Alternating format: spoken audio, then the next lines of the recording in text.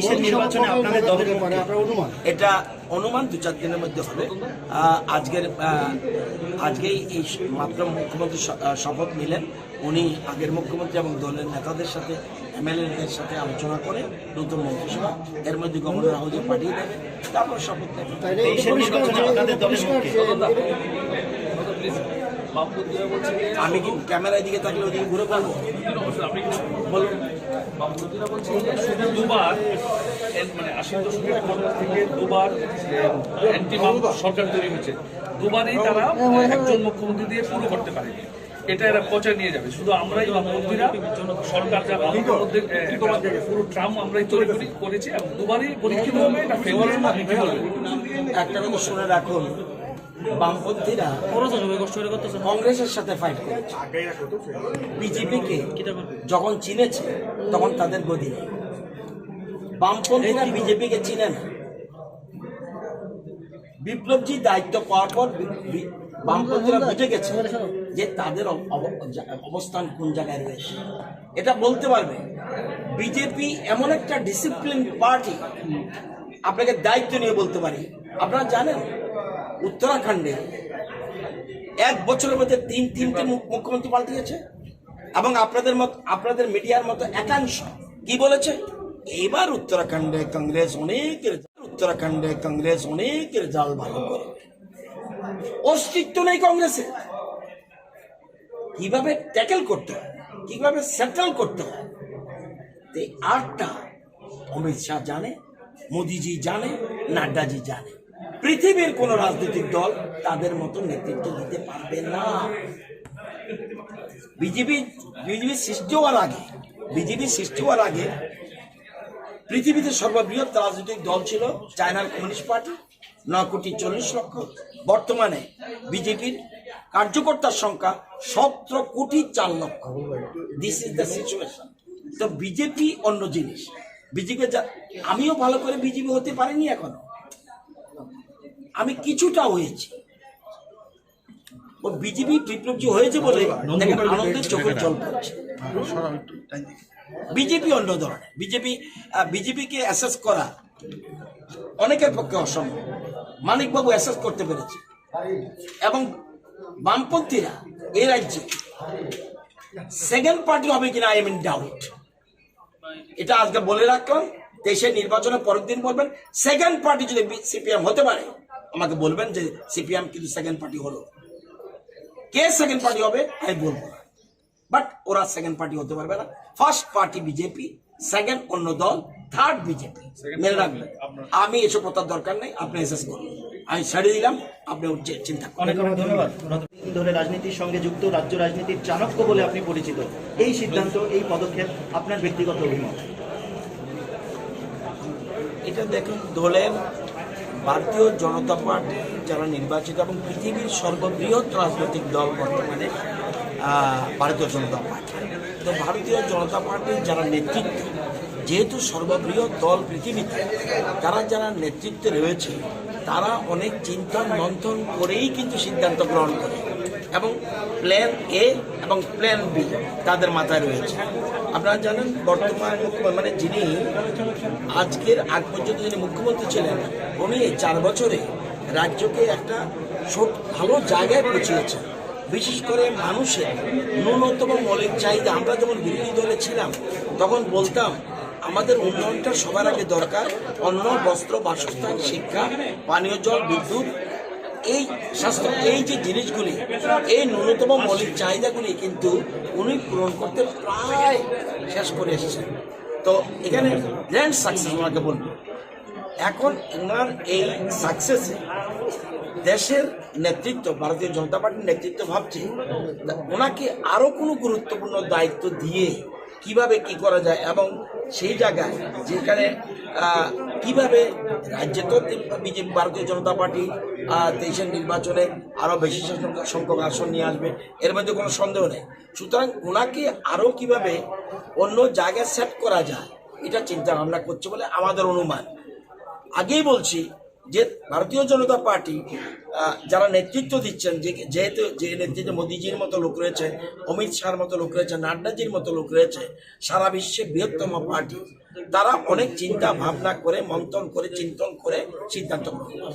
তো আশা করি এবং আমাদের বর্তমান মুখ্যমন্ত্রী যে অসমাপ্ত কাজ যিনি আগের মুখ্যমন্ত্রী রেখে গেছেন সেইগুলি সম্পন্ন করবে এবং দুইজনে ঐক্যবদ্ধভাবে মন্ত্রিসভাকে নিয়ে এবং কার্যকর্তাদের নিয়ে একটা সুশাসন উপহার দেন বলে আমাদের বিশ্বাস। রতনবাবু, আপনি তো ভোটারদের পালসটা খুব ভালো বোঝেন, দীর্ঘদিন ধরে রাজনীতির সঙ্গে যুক্ত, রাজ্য রাজনীতির চাণক্য বলে আপনি পরিচিত। আপনার কি মনে হয় যে এই সিদ্ধান্ত, যেখানে 2023 ত্রিপুরা বিধানসভা নির্বাচন বেশি দিন বাকি নেই, দলের কর্মীদের মধ্যে কতটা প্রভাব ফেলবে এবং দলে কতটা প্রভাব ফেলতে পারে? হ্যাঁ, যদি মানে যিনি মুখ্যমন্ত্রী বিপ্লব যদি অভিমান হতো, বিপ্লবজি যদি রাগ হতো, বিপ্লবজি যদি কোনো দুঃখ পেতেন, তাহলে কিন্তু সেন্টিমেন্টটা অন্য জায়গায় যেত। কিন্তু বিপ্লবজি যেভাবে নতুন মুখ্যমন্ত্রীকে করে কে মন্ত্রী হবে, কিভাবে আলোচনা করবে, কারা কি করবে, সারা রাত জেগে এক রাতের মধ্যে টোটাল সেটেলমেন্ট করলো। এর মধ্যেই আজকে সকাল থেকে সমস্ত জিনিস, হ্যাঁ খুব দুঃখ থাকবে, আবেগ থাকবে।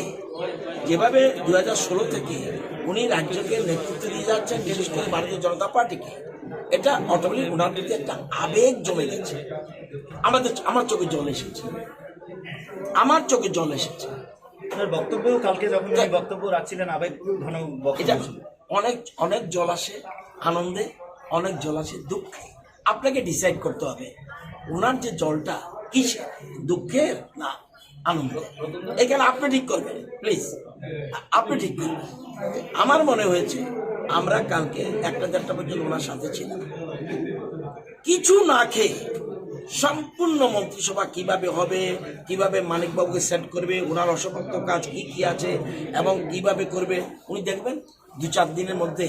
যখন শপথে, মুখ্যমন্ত্রী শপথে একজন এমএলএ কোনো কারণে তার গুরুত্ব কাজে থাকার পর না আসতে পারায় কোনো অসুবিধা আছে, তো সুতরাং বুঝতে হবে উনি ইম্পর্টেন্স দিয়েছেন। একটা আমার সহকর্মী মৃত্যু হয়েছে, তার পাশে গেছে, আমি ওনাকে স্যালুট জানাই। উনি এই সিদ্ধান্ত নিয়েছেন, ভালো সিদ্ধান্ত নিয়েছেন। মন্ত্রিসভার শপথ কবে নেওয়া হবে? এটা তো আমি এখনই বলতে পারি না। নিয়ম চিফ মিনিস্টার যিনি, উনি আগের মুখ্যমন্ত্রীর সাথে আলোচনা করবে, দলীয় নেতৃত্বের সাথে আলোচনা করবে, এমএলএদের সাথে আলোচনা করে আমার ধারণা 2-1 দিনের মধ্যে শপথ।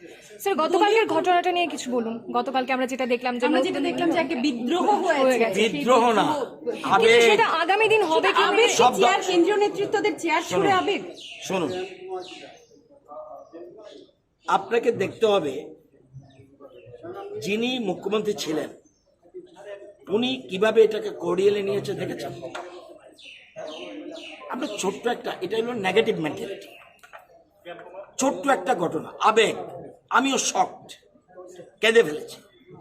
যখন আমরা সবকিছু জানলাম তখন আমরা কোর্ডিয়ালি অ্যাকসেপ্ট করেছি। আমরা দেখেছি আগের মুখ্যমন্ত্রী সবাইকে নিয়ে নতুনভাবে সাজাচ্ছে টিম, তাদের একটা গেম প্ল্যান এ এবং গেম প্ল্যান বি রয়েছে কেন্দ্রীয় নেতৃত্বে, সেই অনুযায়ী করেছে। ওটা অনেক সময় আবেগে, এই যে একটু আগে একটু বললেই বলবেন যে আপনি সাংবাদিকদের বলছেন, আপনার যে একটু আগে এই যে মুখ্যমন্ত্রীকে যখন ফুল দিচ্ছিল, যে একটা সিন ক্রিয়েট করলেন, আমরা অনেকে পিছনে চলে এসেছি। এটাকে শোভনীয় হয়েছে।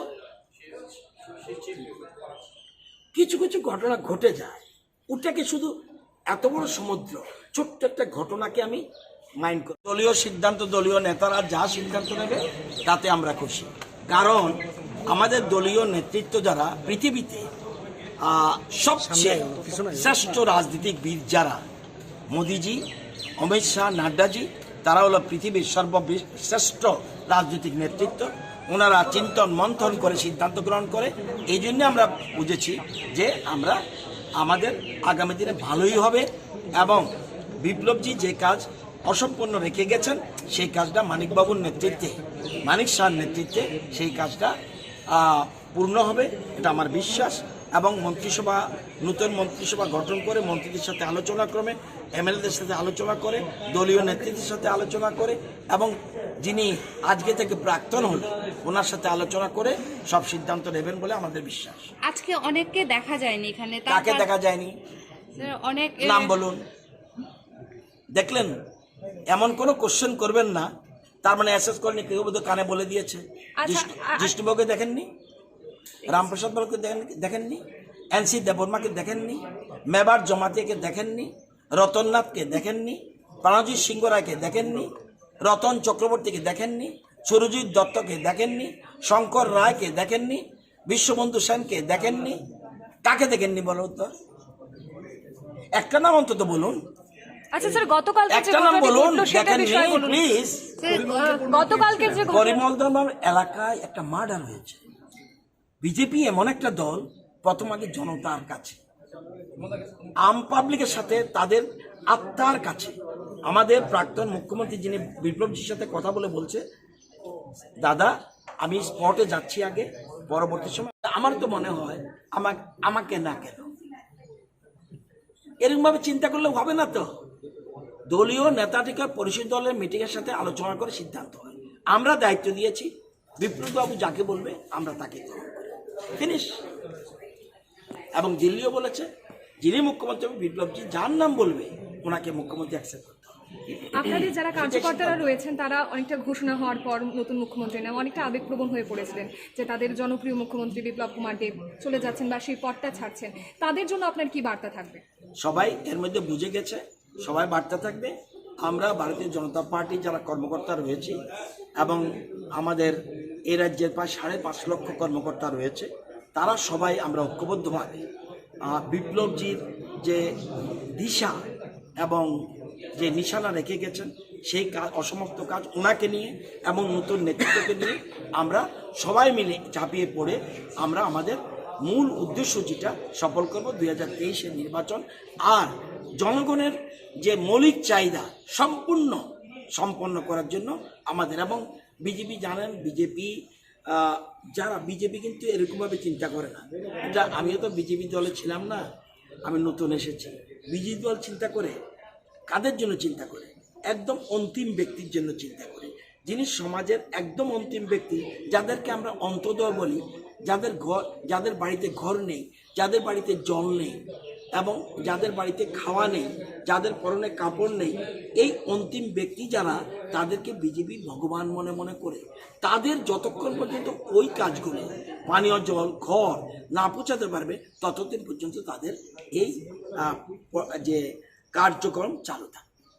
তার জিনিসকে মাইন্ড করো। ছোট্ট ঘটনাকে আমি নেগেটিভ মনে করব, এই নেগেটিভকে আমি স্থান দেব না, আমি পজিটিভকে স্থান দেব। এটা হয়েছে, কিন্তু এটা নিজের আবেগ সামলাতে পারেনি, অনেকের পক্ষে পসিবল হয় না। দলীয় কর্মীদের উপর সেটা কোনো খারাপ একটা মেসেজ গেল না? প্রথম গিয়েছিল 2-1 মিনিট, আধা ঘন্টা পরে টোটাল চেঞ্জ। যখন দেখলো বিপ্লবজি এটা কর্ডিয়ালি অ্যাকসেপ্ট করেছে এবং ওনার সাথে আলোচনা কমে, এটা কিন্তু ওনাকে সরিয়ে দেওয়া হয়নি, ওনার সাথে আলোচনা করে দিল্লি সিদ্ধান্ত নিয়েছে যে এই সিদ্ধান্ত, কি সিদ্ধান্ত উই ডোন্ট নো, কিন্তু ওনার সাথে আলোচনা করে সিদ্ধান্ত নিয়েছে। এই বিষয়টি নিয়ে কি আপনারা অবগত ছিলেন না আগে থেকে? না না, শুনুন, এই তো বলছি, এটা খুব এত বড় রাজনৈতিক দল তো পৃথিবীর, তো সুতরাং ওইখানে অনেক চিন্তন মন্থন হয়। এখানে আমাদের মতো চুনোপটিদের সাথে আলোচনা করে সিদ্ধান্ত হয় না। এটা সর্ববৃহৎ রাজনৈতিক দল, তারা অনেক কিছু সিদ্ধান্ত, অনেক চিন্তা করে। এমনও হতে পারে খুব গুরুত্বপূর্ণ জায়গায় যেতে পারে, এমনও হতে পারে রাজ্য সভাপতির দায়িত্ব থাকতে পারে, এমনও হতে পারে যেহেতু 16 থেকে উনি দলকে এমনভাবে সাজিয়েছেন, দেখেছেন আপনারা, এর মধ্যে পৃষ্ঠা সম্মেলন শুরু হয়ে গেছে, নাইসলি অ্যাটেন্ড করছেন।